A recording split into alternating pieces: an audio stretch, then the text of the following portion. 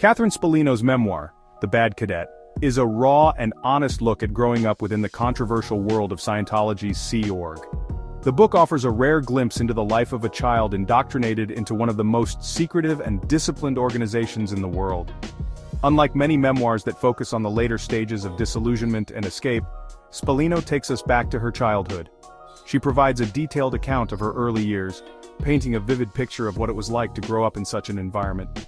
She vividly portrays a young girl captivated by the allure of the Sea Org. The organization, with its promises of adventure and purpose, seemed like a dream come true for a child seeking meaning and belonging.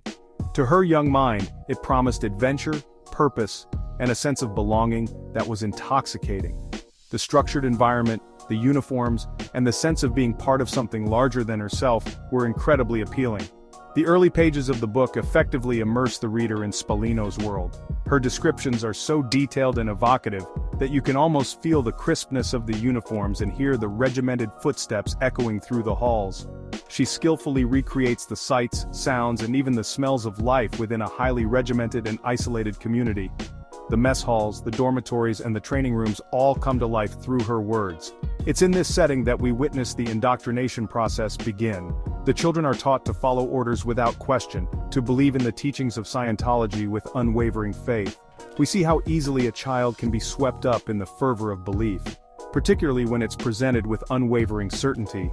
The sense of community and shared purpose is powerful, and for a young mind, it can be all-consuming.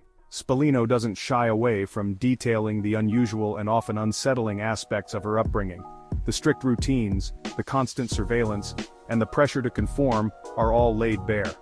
Forced separation from family, strict adherence to Scientology doctrine, and a constant emphasis on loyalty to the organization above all else become her normal. These experiences shape her worldview and her understanding of what it means to be part of the Sea Org. Yet, within this controlled environment, Spallino's naturally inquisitive and rebellious spirit begins to emerge. She starts to question the teachings and the practices of the organization, even if only in her own mind. This clash between the rigidity of her environment and Spallino's inherent desire for freedom and understanding forms the core conflict of the book. Her journey is one of self-discovery and the struggle to reconcile her beliefs with the reality she experiences. As she grows older, the cracks in her idealized perception of the Sea Org widen. She begins to see the inconsistencies and the harsh realities that were previously hidden from her. Questioning the teachings, however, is not tolerated. Any sign of dissent is met with swift and often severe punishment, reinforcing the need for absolute obedience. Spallino's journey becomes a precarious balancing act. She must navigate a world where curiosity is discouraged, information is tightly controlled, and any deviation from the accepted narrative is met with swift and often harsh consequences. The memoir is a powerful testament to the resilience of the human spirit and the enduring quest for truth and freedom.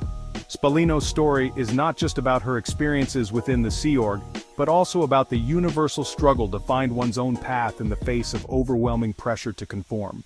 The Sea Org, with its paramilitary structure and air of importance, held a powerful allure for a young Catherine.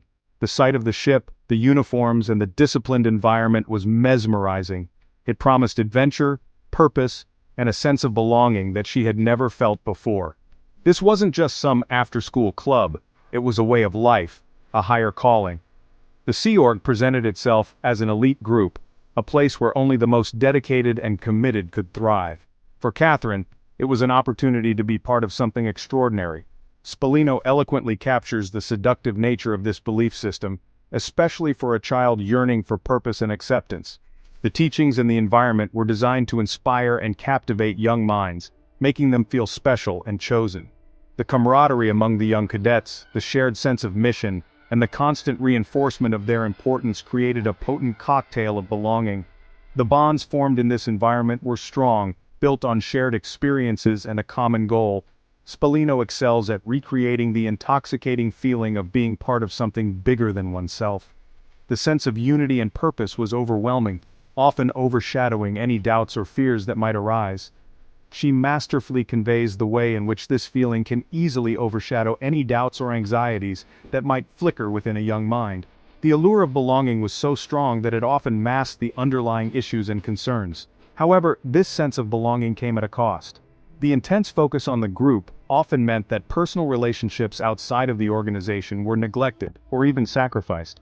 Family ties outside of the organization were often minimized or even severed. The organization demanded complete loyalty, leaving little room for outside influences or connections. Individuality was suppressed in favor of conformity. The uniformity in appearance and behavior was a constant reminder of the collective identity that was valued above all else. This early conditioning is crucial to understanding the hold that the Sea Org had on Spallino. From a young age, members were taught to prioritize the group's needs over their own, creating a deep-seated sense of duty and obligation. It wasn't just about belief, it was about survival within a system that demanded absolute loyalty. The fear of being ostracized or punished for non-compliance was ever present. As readers, we witness the insidious nature of this control gradually unfold. The subtle manipulations and constant surveillance created an environment of fear and compliance. It's in the subtle manipulations, the constant surveillance, and the ever-present fear of being labeled a suppressive person, Scientology's term for an enemy, that Spallino reveals the darker side of belonging. The threat of being cast out was a powerful tool for maintaining control. This underlying tension between the comfort of conformity and the stifling nature of control builds throughout the memoir, creating a constant sense of unease. The struggle between wanting to belong and the fear of losing oneself is palpable.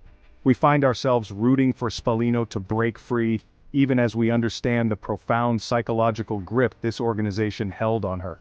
The journey to reclaim her individuality and freedom is both heart-wrenching and inspiring. Even within the confines of the Sea Org, a place known for its strict rules and rigid structure, Spallino's innate curiosity could not be completely extinguished.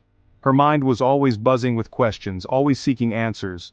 Rules were meant to be bent, boundaries tested. The more she was told no, the more she wanted to know why. This rebellious streak, often evident in bright, inquisitive children, takes on a different weight within the context of Spallino's upbringing. In an environment where conformity was the norm, her defiance stood out. Her acts of defiance, however small, become acts of quiet rebellion against a system that sought to control every aspect of her life. Each secret glance at a forbidden magazine was a small victory.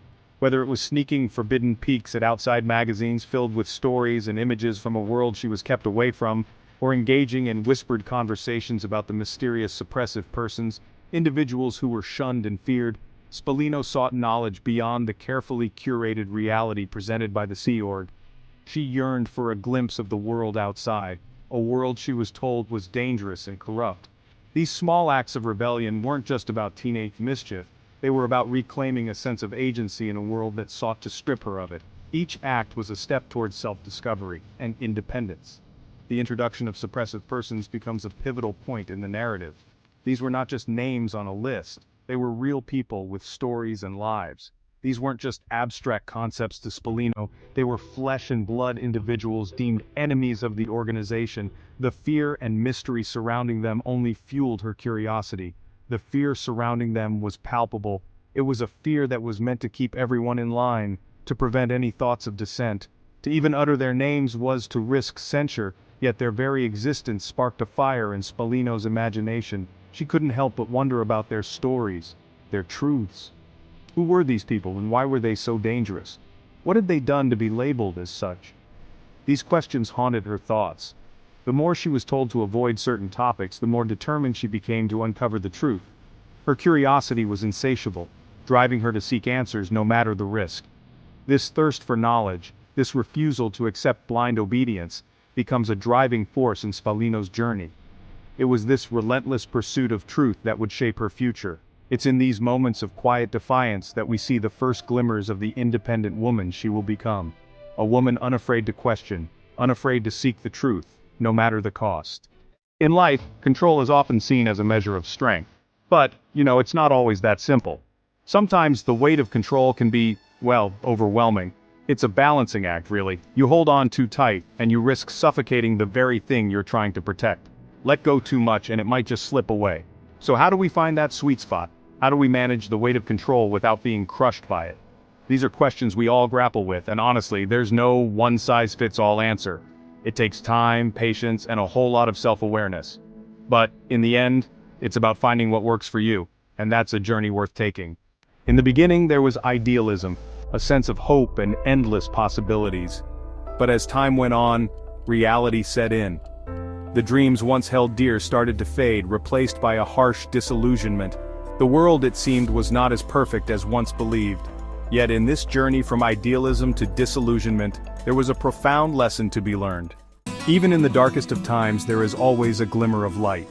Humor, often unexpected, can be found in the most unlikely places. It is this humor that provides a much-needed respite, a momentary escape from the shadows. Laughter, after all, is a powerful tool for coping, for finding joy amidst the gloom. Childhood, a time that should be filled with innocence and wonder, is sometimes overshadowed by harsh realities. The absence of a true childhood leaves a lasting impact, shaping individuals in ways unimaginable. It's a poignant reminder of what is lost when the simple joys of youth are taken away too soon. Resilience. It is the thread that weaves through the tapestry of human experience. In the face of adversity, there is a remarkable strength that emerges. This story of resilience is one of hope, of perseverance, and of the unyielding human spirit.